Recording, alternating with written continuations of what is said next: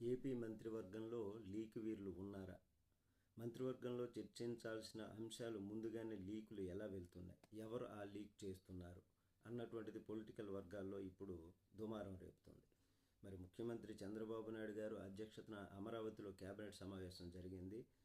ఈ సమావేశం ప్రారంభానికి ముందే కేబినెట్ ఎజెండాలోని ముఖ్యాంశాలు బయటకు వెళ్ళాయి. మీడియాలో కథనాలు కూడా రావడంతో ఒక్కసారిగా అందరికీ ఆశ్చర్యాన్ని గురిచేసేటటువంటి విధంగా అయింది. దీనిపైన చంద్రబాబు గారు సీరియస్ అయ్యారు. అయితే మంత్రివర్గంలో నిర్ణయాలను ముందుగానే ఎవరు లీక్ చేస్తున్నారు అనేది ఇప్పుడు కొత్త హాట్ టాపిక్ అయిపోయింది.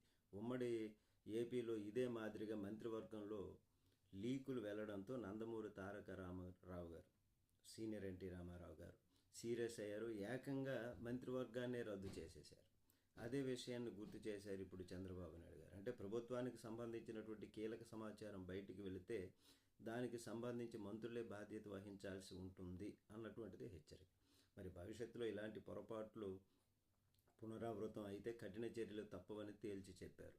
అయితే ఎవరు ఈ లీకులు ఇచ్చారో అన్నటువంటిది తెలుసని అనేటటువంటి విధంగా చెప్తున్నటువంటిది.